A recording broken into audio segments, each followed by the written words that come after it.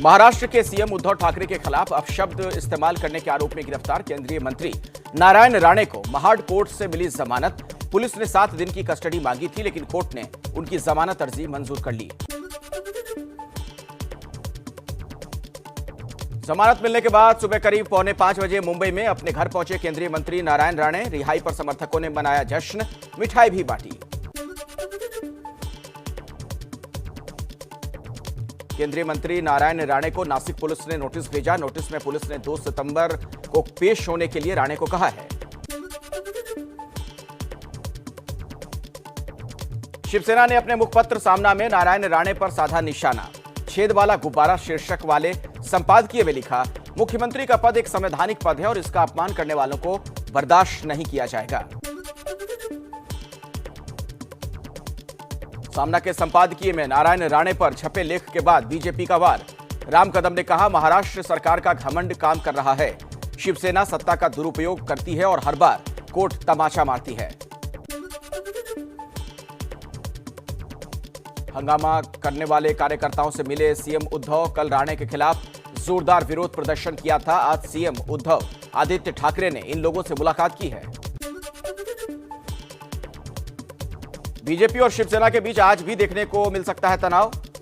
कोंकण के सिंधुदुर्ग जिले में 7 दिन के लिए धारा 144 लागू।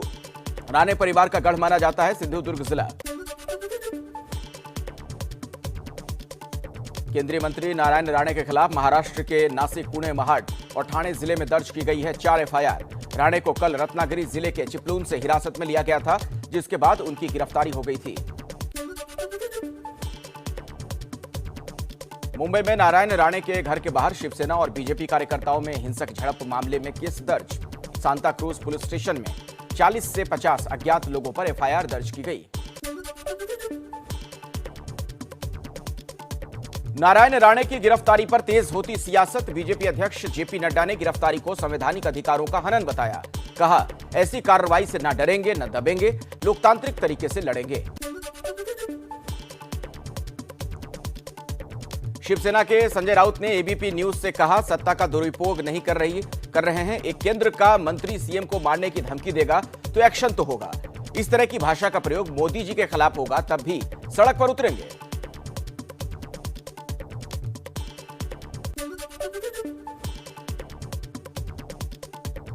अफगानिस्तान के पंजशीर प्रांत में जंग हुई तेज। नॉर्दर्न अलायंस और तालिबान के आतंकियों में मुठभेड़ जारी।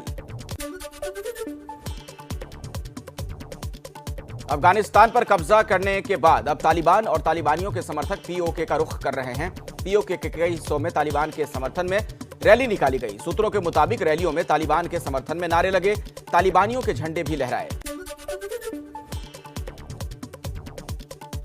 आज भी अफगानिस्तान से दुशांबे से लोगों को लेकर दिल्ली आएगी फ्लाइट। इस फ्लाइट के शाम तक दिल्ली पहुंचने की उम्मीद।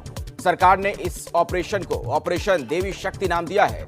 16 अगस्त के बाद से अब तक 800 से ज्यादा लोगों को निकाला जा चुका है।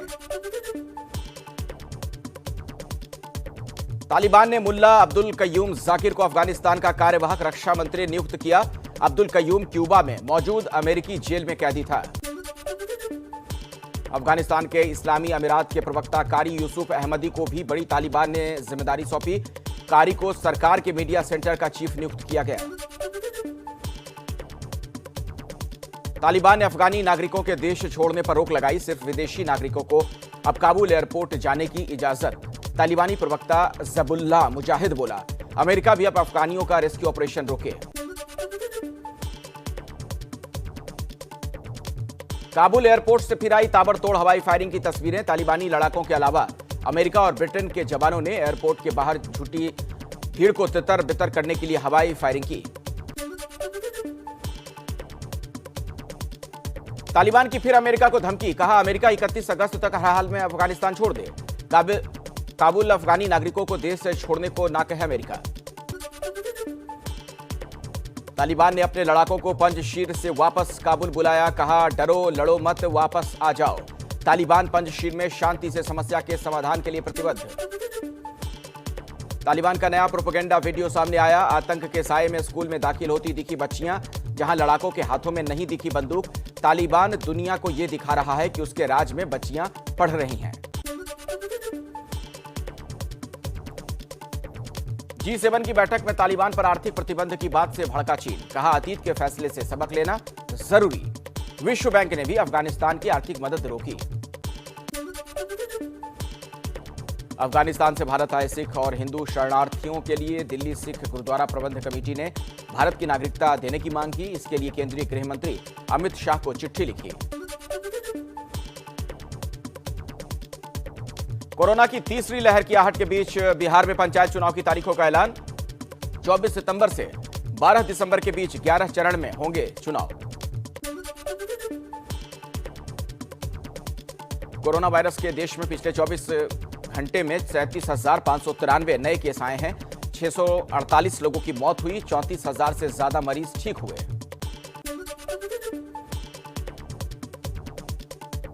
यूपी सरकार ने बिना कारण बताए 2013 के मुजफ्फरपुर दंगों से जुड़े 77 मामले वापस लिए। कई मामलों का संबंध ऐसे अपराधों से है जिनमें उम्र कैद की सजा हो सकती है। सुप्रीम कोर्ट को सौंपी गई जानकारी।